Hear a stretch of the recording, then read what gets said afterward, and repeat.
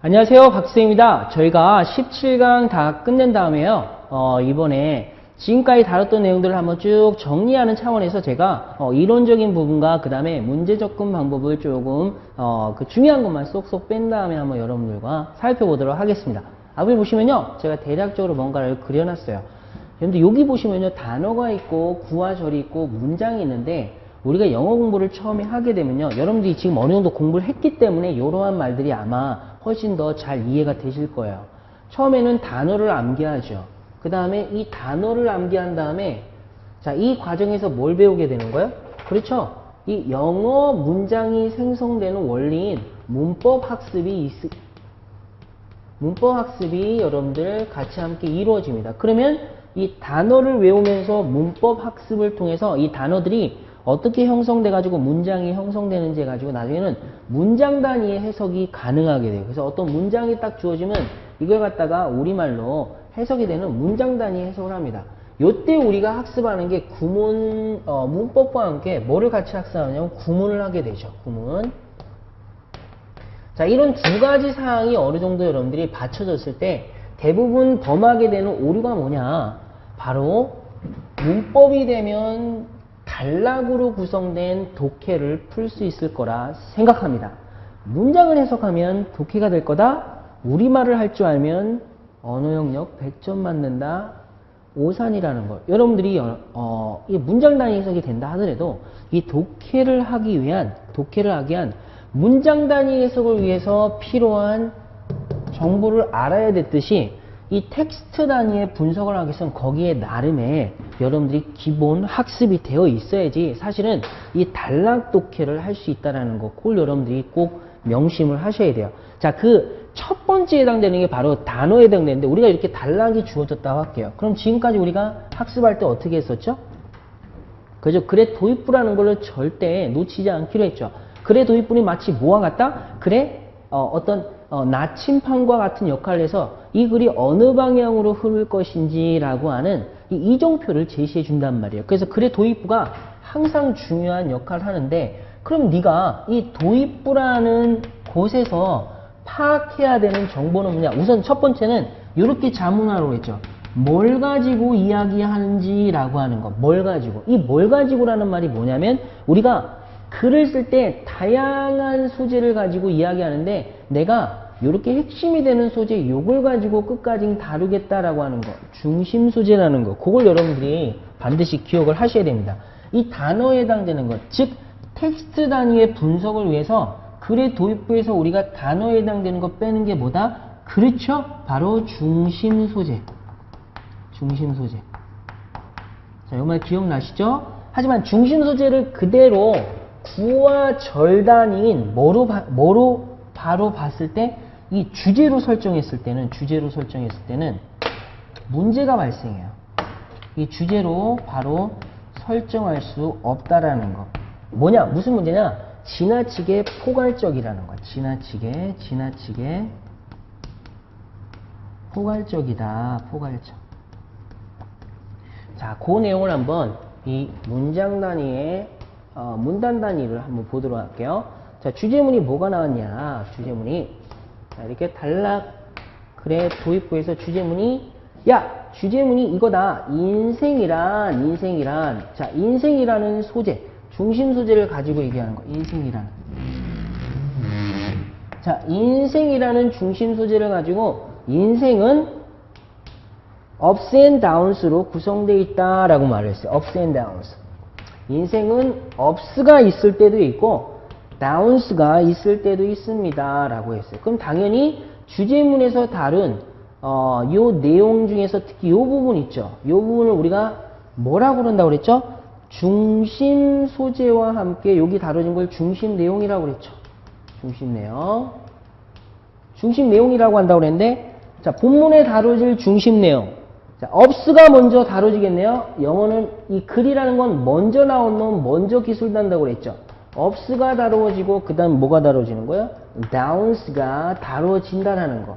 그래서 좋을 때와 나쁜 때를 순서대로 하는데 우선 둘이 플러스와 마이너스 측면에서 봤을 때 역접의 관계니까 무슨 접속사가 들어가면 좋겠어요? 플러스 마이너스? 그렇죠. however를 우리가 딱 껴주면 된다. 자, 이쁘게 however를 하나 넣어주면 돼요. 자, 그래서 이렇게 넣어줬는데 우리가 이러한 글이 있다고 그럴 때 여기서 잡은 중심 소재가 인생이거든. 인생을 가지고 무슨 이야기를 하냐면 바로 인생의 ups and downs라는데 만약에 이 글을 갖다가 단순히 중심 소재에 해당되는 뭘 가지고 이야기하냐는 인생으로만 이렇게 딱 잡아봐요. 주제를 인생으로 잡았어. 그럼 어떻게 돼요? 야, 네가 인생에 관한 이야기를 한다는데 네가 지금 제시한 이 지문은 인생의 긍정적, 부정적 측면, 인생은 이런 양면성이 있다라는 얘기를 하는 걸 갖다가 구체적으로 표현을 못하잖아. 지나치게 뭐하다? 포괄적인 문제가 발생해. 자, 여기서 이제 중심 소재를 그럼 우리가 뭐라고 말할 수 있을까요? 포괄적 주제라고 말하면 되겠죠. 자, 중심 소재를 뭐라고 말할까? 포괄적 주제다. 포괄적 주제다. 그러면 이 포괄적 주제의 폭을 좁혀줘야 되겠는데 그때 필요한 개념은 뭡니까? 바로 중심 내용이라는 거. 자, 제가 설명하는 거 지금 우리가 다 배웠기 때문에 이 정도 되는 내용이 빡빡 들어오지 않는다 그러면 여러분들이 이번 시간을 통해서 다시 한번 확실히 유형별 독해 들어가기 전에 명확하게 기본 독해에서 알고 있어야 될 개념들이에요. 글의 도표에서 이 작업도 안 한다? 말도 안 되는 거야. 글의 도입부에서 이 글 전체의 방향성에 해당되는 야, 뭘 가지고 이야기하는데 라고 하는 중심소를 꼭 빼내야 된다는 거 여러분들이 기억을 하시고, 자, 여기서 중심소재 우리가 뭐라고 말할 수 있다? 포괄적 주제라고 했는데 포괄적 주제의 폭을 좁힐 때는 뭐가 필요하다? 바로 본문에 기술되는 중심 내용이 필요하다. 그러면 어떻게 좁힐 건데? 인생을 가지고 인생의 어떤 측면을 다루냐? 본문에 다루는 셈이 ups and downs니까 인생의 양면성에 관한 글이다 라고 하는 거. 요걸 빼낼 수 있겠죠? 자, 본문에 다뤄지는 내용이 요게 되는 거고, 자, 중심 소재에 해당되는데 포괄적 주제인 인생을 가지고 이야기한다. 이렇게 빼내시면 되겠어요. 자, 여기서부터 여기까지 한 게, 자, 대입 파악의 차원에서 주제, 제목, 요지라는 대입 파악 차원에서 여러분들이 문제를 풀 때 항상 우리가 글의 도입부가 참 중요하다. 내가 처음 시작할 때 어떤 일을 할 때 단추를 잘 끼워야 되잖아요. 첫 단추. 똑같아요. 글의 도입부에서 어떤 방향성을 가지고 네가 어떻게 글을 이끌어낼지 그 첫 번째 방향성을 파악하는 중요한 정보를 뭐라고 한다? 우리가 바로 중심 소재에 해당되는 이 포괄적 주제에 해당되는 중심 소재다라고 보시면 되겠습니다. 자, 이러한 정보들이 어느 정도 여러분들이 갖추고 있어야 이제 뭐 한다? 자, 여기서 가는 게 아니라 이러한 정보를 알아야지 뭘 여기서 독해를 할 거 아닙니까? 그쵸? 자, 그러니까 본격적으로 이 단락이라는 거에 대한 어떤 측면을 우리가 한번 그 꼴을 보면서 이게 뭔지 한번 살펴보도록 하겠습니다. 단락이라는 것은 이 문법에서 다루고 있는 문장 단위 해석이 아니라 다양한 문장들이 서로 자, 잘 들으세요. 유기적으로 연결돼서 하나의 단락은 하나의 주제만을 다룬다는 통일성을 지키는 거예요. 그러니까 통일성이란 말은 뭐냐? 하나의 단락은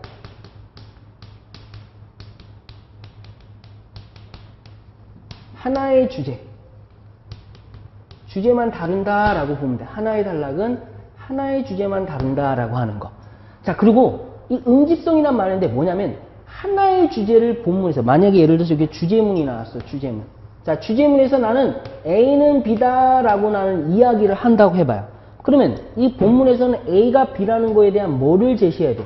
뒷받침 문장을 제시해야 되는데 이 뒷받침 문장에 해당되는 이런 문장들이 서로 유기적으로 잘 연계되어서 주제문의 내용을 뒷받침해야 되잖아요. 자, 그때 이 응집성이라는 거를 갖다가 끈적끈적 잘 연결시켜주는 tools, 도구들이 있단 말이에요. 그런 게 뭐냐면 대명사, 지시대명사, 지시명사. 우리가 이런 거 언제 배웠었냐면요. 문장 순서 맞추기. 자, 여기 한번 볼게요. 지금 여기서 우리가 이 단락이란 이야기하면서 여기에 나온 요소는 나중에 문제와 자, 여기에 나와 있었던 거 문제와 연관성은 뭐예요? 여기 나왔던 거에 문제가 있어. 바로 우리가 대입파악이라는 문제와 연관시켰죠. 대입파악. 당연히 여기에는 어떤 요소들이 더 가미됐어요? 글의 종류 있었죠? 글의 구조 있었어. 글 전개 방식. 그 다음에 뭐지? 글의 유형. 이러한 것들을 다 따지면서 우리가 이 대입파악 문제를 접근했는데 우선 그러한 것들 요소를 따지기 전에 기본적으로 알아야 될 게 이러한 접근 방법을 바탕으로 해서 비문학글에 해당되는 대입항 문제를 접근했다. 그게 뭐야? 주제, 제목, 요지. 특히 제목이 어렵다고 그랬죠? 그 다음에 또 하나는 뭐냐면 지금 최근에 공모에서 가장 많이 나오는 문제의 유형이 뭐냐? 바로 이 통일성과 응집성을 활용한 문제란 말이에요. 그게 뭐냐면 빈칸 문제와 또 하나는 문장 삽입, 문장 삭제, 그리고 문장 순서. 상당히 순서 같은 경우는 지문 길이, 호흡도 길어졌단 말이에요. 여러분들 이런 개념을 모르고 접근했다가는 정말 해석으로 덤비는 사람도 있어. 이런 문제 해석으로 덤비지 않기로 했죠. 다 요령이 있는데 우리가 원리를 모르고 요령을 부린다? 여러분들 나중에 시간이 지나면 이 기반이 튼튼하지 않다 보니까 내가 어디를 보고 답해야 될지 모르는 그런 불안한 찍기밖에 안 된다는 거. 원리를 반드시 아셔야 된다는 거. 그 이번 시간에 우리 기본 독해를 쭉 통해서 그걸 배워왔는데 다시 한번 정리하는 거니까. 자, 이런 것들을 여러분들이 반드시 기억을 해두는데 이런 어떤 단락이라는 것은 통일성과 응집성의 관점에서 이 단락이 구성되는데 이걸 바탕으로 만들어진 지문에 딸려있는 문제를 푸는 게 바로 우리가 뭐라고 그런다? 독해라고 한다. 아니 이 독해의 기본 개념도 안 잡혀 있는데 문장 단위의 해석이 좀 된다 그래서 안 된다 이거지. 자 이제 거꾸로 다시 한번 이런 생각을 해야 돼요. 기초 독해나 기본 독해 이런 거를 하는 분들이 실질적으로 문장 단위 해석이 많이 되냐? 그렇지 않습니다. 어느 정도 한계점이 있어요. 그래서 지문도 수준이 낮긴 한데 두 가지 토끼를 함께 잡아야 돼요. 어느 정도의 해석이 됐을 때 문법 학습이 이루어지잖아요. 죄송합니다. 문법 학습이 이루어지고 거기에 병행해서 이 텍스트 단위의 이 분석도 함께 여러분들이 병행해서 쭉 가셔야지만 우리가 이거 시너지 효과가 있어. 톱니바퀴가 같이 돌아가야지 맞물려야지만 여러분들 그게 잘 돌아가면서 뭔가 물건을 만들던 뭐라든 할 거 아니에요. 한쪽만 잔뜩 돌아간다고 그래서 독해가 되는 것도 아니고 한쪽에서 단락 분석만 잔뜩 한다는 건 머리만 커져 있지 몸하고 다리가 안 움직인다는 거야. 똑같아요. 두 개를 함께 학습해야 된다는 거. 자, 이 측면을 좀 기억하시고 그 다음에 지운 다음에 이제 이 글의 종류와 글의 유형과 글의 전개 방식, 글의 좀 요것 좀 살펴본 다음에 이제 문제풀이 잠깐 정리를 한번 더 하도록 할게요. 자, 이제 지우도록 하겠습니다.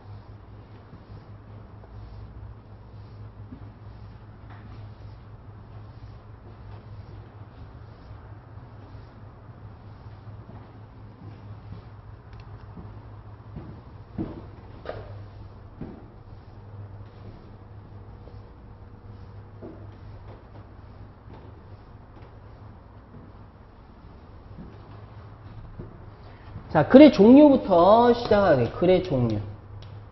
아니, 영어는 안 하고도 뭐 하냐? 여러분들, 이런 기본적인 개념을 바탕으로 해서 문제가 만들어져요. 보기약 만들어지는 원리부터 해가지고 이런 개념들이 절대 어렵지 않습니다. 잠깐만 투자하면 정말 나중에 여러분들이 독해의 날개를 달게 되거든요.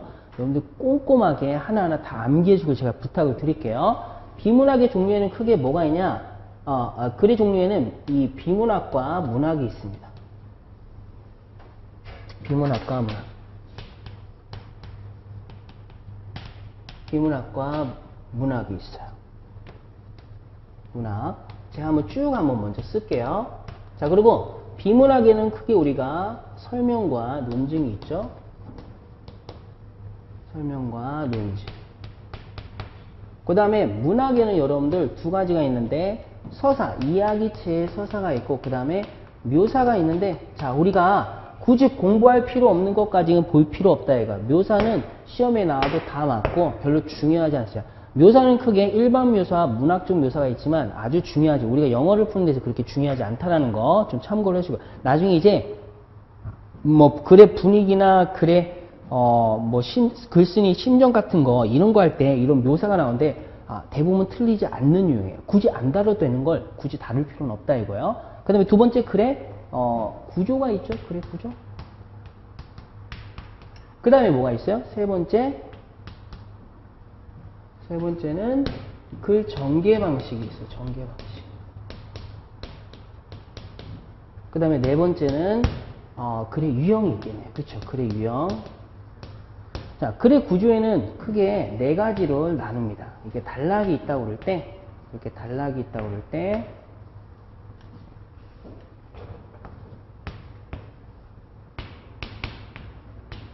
글의 유형은요, 제가 여기다 할게요. 여기다.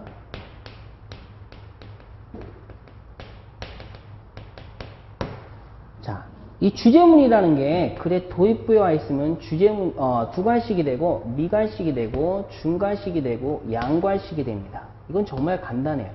아직도 글의 구조가 주제문의 위치에 따른 이름이라는 걸 모르시면 다시 한번 체크하시고, 사실은 이거보다 더 중요한 게 이거예요. 우리가 이게 글의 구조를 따질 때, 글의 도입부라고 제가 하는 이 파란색을 했죠.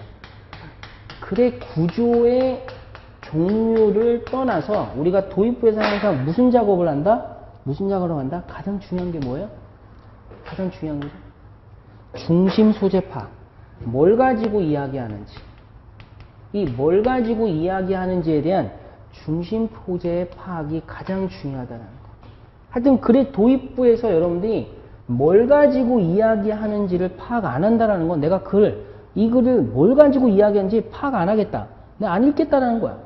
자, 뭘 가지고 중심 소재 반드시 여러분들이 파악을 하셔야 됩니다. 제일 중요해요. 어떤 글을 읽든 이 중심 소재 파악 제일 중요하다는 거. 자, 글 전개 방식은 첫 번째 뭐가 있어요? 나열이 있는 거죠. 나열. 자, 나열 같은 경우는 이렇게 되겠네요. 자, 주제문이 나왔는데 A는 5가지 속성이 있습니다. 그러면 첫 번째, 두 번째, 세 번째, 네 번째, 다섯 번째 이런 식으로 나열이 되겠네요. 자, 두 번째는 뭐가 있겠어요? 대조, 비교, 대조가 있죠. 비교, 대조. 비교, 대조. 자, 그런데 시험에서 지배적으로 많이 나오는 건 당연히 대조가 됩니다. 대조. 자, 이 대조 같은 경우에는 기본적으로 중심 소재가 몇 개가 되는 거예요? 그렇죠. A와 B가 있는데 서로 색깔이 틀리다는 거죠. A와 뭐가 있다? B가 있는데 이 두 개를 대조하면서 글을 쭉 전개한다라는 거죠. A와 B가 서로 뭐한다? 다르다라고 하는 어떤 대조, 측면이 나타나는 거예요. 세 번째는 인과의 글이 있네요. 현상의 글에서는, 자, 글의 유형의 첫 번째가 우리가 통념이 있고, 그 다음에 두 번째가 바로 현상의 글이 있고, 세 번째가 실험, 조사, 그 다음에 연구의 글이 있는데, 바로 요 시험에 무지하게 많이 나오는 요 현상의 글이 바로 요 인과와 연관성이 있다라는 거. 결과적으로 발생하는 현상. 그래서 이 현상을 어떻게 그리냐? 이렇게 그리기로 했잖아요. 글의 도입부에서 뭐가 나온다고 그랬어요? 결과적 현상이 나온다고 그랬지. 자, 뭐라고 그랬어요, 지금? 결과적 현상. 결과적 현상. 그러면 결과적 현상인데 대부분 시험에 나오는 게 마이너스가 많단 말이야. 문제점으로 지적되는 현상. 그럼 뭘 밝히겠어요? 현상의 원인을 밝히겠죠. 자, 그래서 요 두 개가 뭐가 되는 거예요, 두 개? 인과의 글 전개 방식. 자, 원인을 밝혔으면 뭐가 나오겠어요? 대안의 패턴이 나오는. 자, 그 다음에 뒤에는 효과도 나올 수 있는. 근데 그렇게 중요한 부분은 아니죠. 뒷받침 부연이니까 효과 같은 경우는 이 대안을 채택해 달라고 하는 뒷받침 부연. 자, 요런 패턴이 나오는데 요거의 기본적인 어떤 글 전개 방식의 종류가 뭐냐? 바로 인과라고 하는 거. 인과 얼마나 중요한 거 있어요. 그래서 요 인과는 바로 요런 어떤 패턴에서 자주 쓰이는 걸 기억하시면 됩니다. 네 번째는 이제 시간과 공간과 그 다음에 순서, 절차, 분류 이런 것도 있는데요. 분류. 여기 넣을 필요 없어요. 근데 요 정도 아시면 될 것 같아요. 요런 게 있다는 거. 여러분들 시간의 글 전개에서 아주 중요한 게 뭐냐면 여기서 하나만 더 붙일게요. 그래서 이 시간의 대조를 한번 볼게요. 시간의 대조. 시험에 많이 나오니까 제가 따로 정리를 해드리겠습니다. 만약에 그래서 여기서 now가 나왔다 그러면 얘가 무슨 기능을 하는 거야? 과거와 달리 현재는 하면서 이게 바로 이게 역접의 역할을 한다는 거예요. 역접. 벗의 역할을 할 수 있다. 역접. 역접이라고 말할까요? 지금 무슨 소리 하십니까? 이 소리예요. 시간의 대조라는 건 현재가 나왔다는 거 앞에 뭐가 나왔다는 거예요? 과거가 나왔다는 거죠. 과거. 그럼 이게 과거와 현재가 나오는데 이 시간이라는 게 과거와 현재가 나오면 그 내용 자체도 여러분들 플러스와 마이너스의 어떤 시간의 대조가 곧 뭐가 된다? 그렇죠. 바로 내용의 대조가 된다. 내용의 대조. 여기서 플러스 내용을 다뤘으면 그 다음에는 뭐가 내려온다? 마이너스가 내려온다는 거. 그래서 여기 내용을 읽다가 now라는 걸 발견하는 순간 아차 앞에 있는 거와 반대되는 뭔가 뒤집히는 느낌의 이야기가 오겠구나 라고 하는 걸 여러분들이 생각하시면서 예측하면서 글을 읽을 수 있다라는 거. 이런 게 아무것도 아닌 건 다 연관성이 있는 거죠. 자, 시간의 대조 이게 뭐야? 이 유형에 들어가는 시간의 대조가 곧 바로 이 대조의 글정답이에요. 자, 제가 이제 그러면 아니 이런 걸 알아서 뭐 어떻게 써먹겠다는 거야. 자, 주제 문제를 한번 볼게요. 제목, 주제 제목. 여러분들 A와 B가 서로 다르는 거. A의 특징은 이렇습니다. 쫙 설명했어. 이거와 달리 B의 설정은 이렇습니다 하면서 서로 대조되는 성격의 글을 썼어요. 그럼 제목이 뭐가 되겠어? A와 B의 뭐가 되겠어? 차이점이 되겠지. 이 차이점이란 말이 뭐예요? 바로 대조잖아. 대조. 대조. 여러분들이 글전개 방식을 알면 이 주제를 설정할 때도 A와 B의 대조라고 설정하게 돼 있단 말이에요. 그럼 인과는 어떻게 생각해요? 뭐뭐가 발생된 원인이라고 하면 되잖아. 자, 이거는 뭐가 되는 거야? 요까지 전개된 글에서 주제를 설정하면 이런 현상이 발생된 원인을 따지는 거이다. 그래서 현상의 원인을 따지는 글하고 주제를 설정하면 된단 말이야. 우리가 이런 어떤 전개 방식과 유형을 공부하는 이유가 문제를 잘 풀기 위해서 하는데 이 글을 읽은 다음에 이 화장실 가가지고 찜찜하게 나오는 게 아니라 이거니까 이거다라고 하는 어떤 명확한 답을 이끌어내기 위해서는 여러분들이 기본적인 어떤 이런 사항을 반드시 알고 있어야 된다는 거. 암기 안 돼 있으면 머릿속에 안 들어옵니다. 다시 한번 강조하는 거예요. 암기 안 돼 있으면 머릿속에 안 들어와요. 자, 요거 잠깐 설명했는데 다시 여기로 와서 이 설명과 논증의 글은 어떻게 파악하냐? 우리가 지금까지 했던 방식으로 하는 거야. 글의 도입부에서 뭐 파악하고? 자, 글의 도입부에서 뭐 파악하고? 이 중심 소재라고 하는 거 파악한 다음에 그 다음에 얘를 가지고 이야기의 폭이 어떻게 좁아지는지라는 것만 빼내면 돼. 자, 서사의 글은 총 3가지가 있었죠. 자, 적어보세요. 뭐가 있어요? 1, 3인칭의 개인의 경험담 같은 거. 자, 그 다음에 우화가 있고 그 다음 뭐가 있었어요? 유의가 있었죠. 자, 1, 3인칭의 경험담. 자, 그 다음에 우화가 있고 유의가 있는데 유의 같은 건 웃음을 유발하고 우화 같은 경우는 동물을 통해서 인간의 어리석음 같은 걸 뭐 하는 거예요? 이렇게 풍자하는 거예요. 교훈을 주는 거란 말이야. 이 모든 서사 3가지 종류가 다 이 구조적인 측면에서 뭘 가진다? 자, 마지막 시간에 했던 건 뭐예요? 그렇죠. 바로 미갈식 구조를 가진다고 그랬죠. 다 따로 노는 게 아니라 다 통합적으로 노는 거야. 통합적으로. 이러한 통합적인 게 어느 순간 들어오는 순간 여러분들이 이 도끼의 날개를 단다라는 거. 자, 한쪽에서는 계속 뭐 하는 거야? 여러분들이 문장 단위 해석을 꾸준히 공부는 해주셔야 돼. 근데 많이 공무원 시험에서 간과되고 뭐냐면 어떤 글 읽는 방법, 이 단락을 분석하는 거, 명쾌한 답을 이끌어내는 거, 여기에 대한 좀 아쉬운 점이 많아요.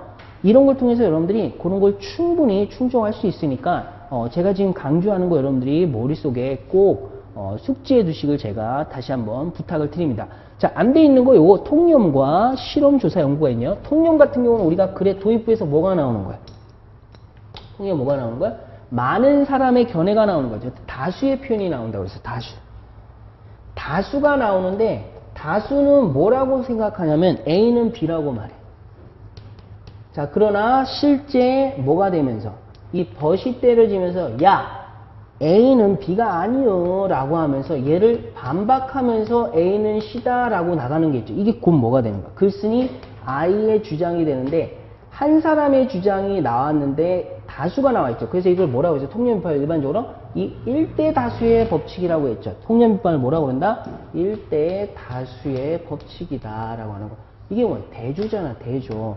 그러니까 글전개 방식 대조가 활용된 거에 얘도 또 뭐가 되는 거? 바로 통념이 된다는 걸 알 수가 있습니다. 제가 통념의 종류도 총 몇 가지로 알려드렸죠. 이 시간에 공간도 그렇고 다 알려줘요. 여러분들이 앞에 거 확인하면서 다시 한번 전반적인 걸 좀 정리를 하는데 이 정도 하면 여러분들이 이제 어디를 봐야 될지 충분히 아실 거예요. 통념은 글의 도입부에서 뭐가 나온다? 이 글 쓴 이가 비판하고자 하는 또는 그들이 말하는 거에 추가적인 내용을 전달하는 어떤 그런 대상이 나오는데 다수가 묶여 있다는 거. 이 다수와 한 명이라는 대조를 활용하는 거는 이 나의 주장을 전달하기 전에 다수의 주장을 비판하면서 내 주장을 하면 많은 사람과 내가 뭐 되는 거야? 굉장히 두드러지게 되죠. 그런 어떤 많은 사람은 틀리고 나만 맞는다라고 하면서 나의 주장이 더 두드러지게 나타내는 효과가 일대 다수의 어떤 설정이 되거든. 그런 걸 글쓴이들이 놓치지 않는단 말이야.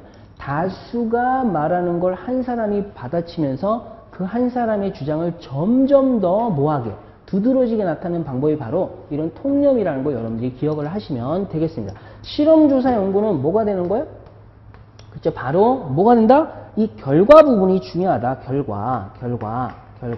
왜냐하면 이 결과에서 이끌어낸 의의가 곧 뭐가 되기 때문에 글의 요지가 되기 때문에 이 결과에서 의의가 바로 글의 요지가 되는 거예요. 그럼 주제는 뭘까요? 실험조사 연구의 목적이라고 그랬죠. 목적.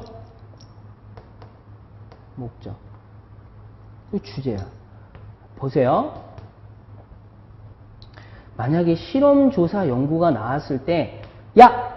주제를 골라. 그럼 어디서 고른다? 당연히 글의 도입부야. 주제는. 아까 우리가 뭐라고 그랬죠? 글의 도입서 포괄적 주제에 해당되는 중심 소재를 어디서 설정한다? 다 연관성이 있단 말이야. 바로 글의 도입부에서 설정한다고 그랬죠? 포괄적 주제에 해당하는 바로 이게 중심 소재, 포괄적 주제.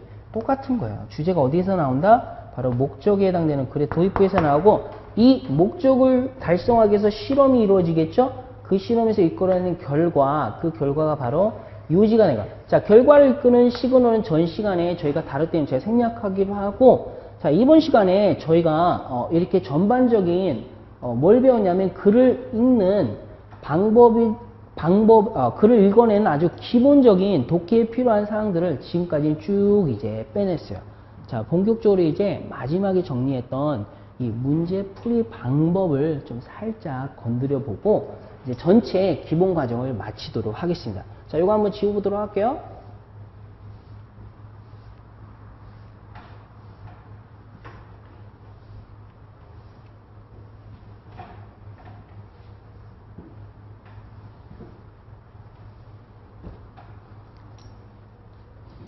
자, 요거 금 줍고, 자, 대입파악 문제.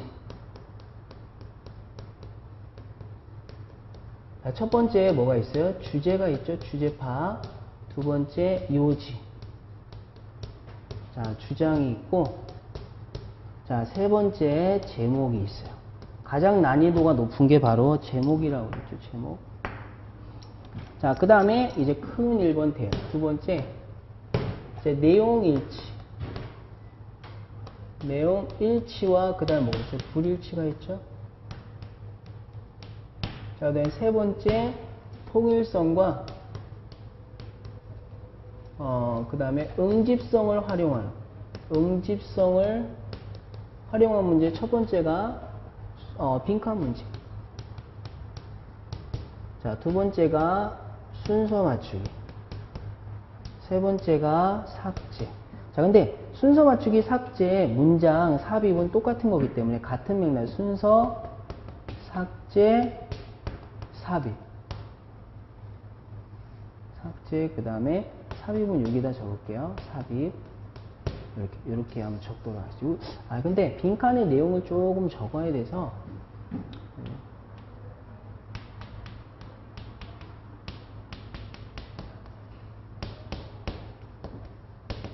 자, 요런 문제. 나머지는 짜잘하니까 여러분들, 계속 유형별 독해를 하면서 전하고, 대표적인 문제만 한번 이렇게 제가 적었어요. 여기서는, 일치가 있을 거고, 그 다음에 불일치가 있을 거고.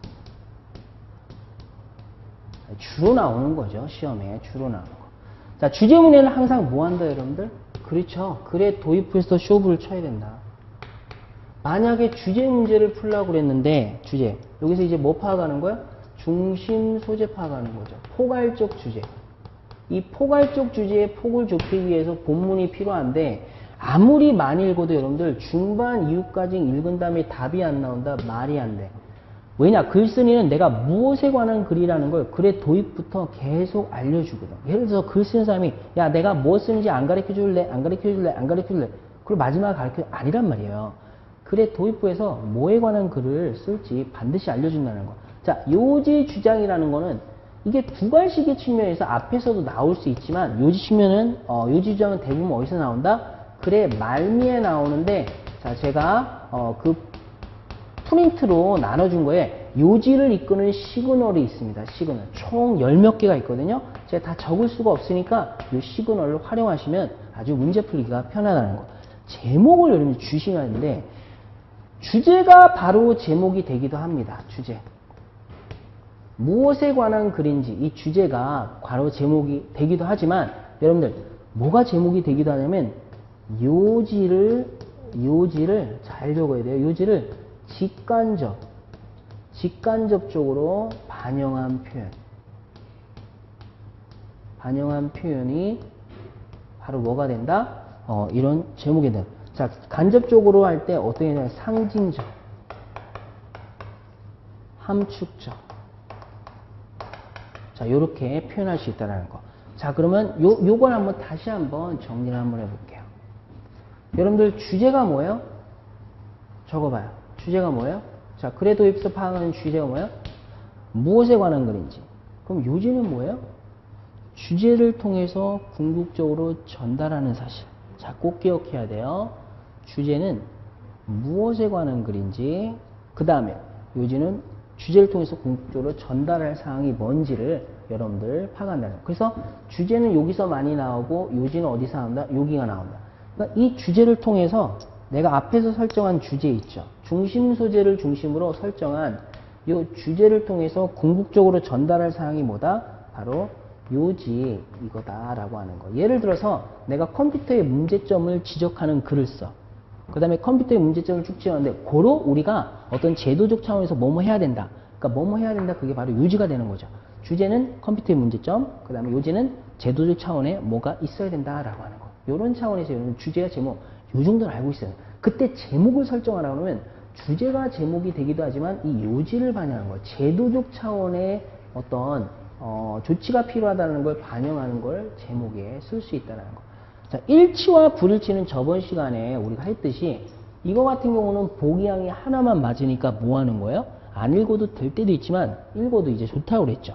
특히 요걸 활용하게 됐죠. 불일치는 보기항에서 이 하나 틀리고 나머지는 다 맞기 때문에 본문의 내용을 추론할 수 있는 아주 중요한 근거가 된다는 거. 그래서 보기항을 읽고 대충 이런 내용이 있구나라고 하는 걸 외운 다음에 본문을 읽다 보면 시간이 훨씬 더 줄어요. 예를 들어서 이렇잖아요. 자, 보기항이 이렇게 나왔는데 내가 이렇게 쭉 읽었어요. 하나만 틀린다, 이게 틀린다 하더라도 여러분들 이 내용이 본문에 어떻게 나온다고 그랬죠? 요렇게 나오고 요렇게 나오고 요렇게 나오고 요렇게 나온다고 그랬을 때 이 부분을 읽을 때 요게 딱 걸려버리면 이 뒷부분은 안 읽어도 된다는 걸 알고 있을 때 상당한 시간 세이브가 된다는 걸 여러분들이 기억을 꼭 하고 있어야 되는 거. 자, 내용 일치와 불일치는 전 시간에 아주 자세히 했기 때문에 요 정도만 우선 하고 넘어가도록 할게요. 자, 빈칸 문제 별표 치시고 요즘에 제일 많이 나오죠. 빈칸 문제의 종류가 첫 번째 뭐가 있어요? 그렇죠? 연결사가 있죠. 연결사. 접속사와 접속부사라는 어떤 연결사가 있고, 두 번째는 이 단어와 그 다음 뭐가 있어요? 구와 그 다음에 절. 구와 절. 그 다음에 이제 문장 단위가 있죠. 문장 단위. 자, 단어와 구와 절과 문장 단위가 있는데, 자, 요거는 여러분들 제가 전 시간에 이 문장의 측면에서는 그래 도입부가 만약에 문장이 와 있다 그럼 주제문일 가능성이 높고, 그 다음에 중간이면 앞뒤 문맥을 보고하는데 여전히 주제문의 측면이 될 수 있는 게 뭐 통념 같은 글에서는 중간에, 그러니까 도입부에서 다수의 견해 받아치면서 주제문 뒷받침 이렇게 나갈 수 있으니까 뭐 이렇게 문장 단위가 중간에 온다 하더라도 주제문이 될 수 있는데, 뭐 앞뒤 문맥을 보고 적절한 문장이 나올 수도 있고, 마지막은 요지를 이끄는 문장이 가능성이 높죠. 하지만 이런 어떤 일반적인 법칙이 있다 하더라도 문장 단위의 어떤 해석 능력이 없으면 이 빈칸 문제는 굉장히 어렵다는 거. 그래서 이 대입파악 문제와 같이 막연하게만 알아도 풀 수 있는 문제와는 급이 틀리다. 그래서 많이 나온다라는 거죠. 자, 연결사만 잠깐 좀 더 자세히 살펴볼게요. 연결사는 여러분들 뭘 활용하는 거예요? 우선 크게 순접과 역접이 있습니다. 순접과 역접이 있어요. 역접.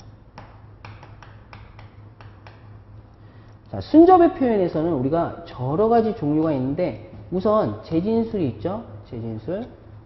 자, 순접에는 우리가 재진술. 그 다음에 뭐가 있을까요? 그 다음에 예시가 있겠죠.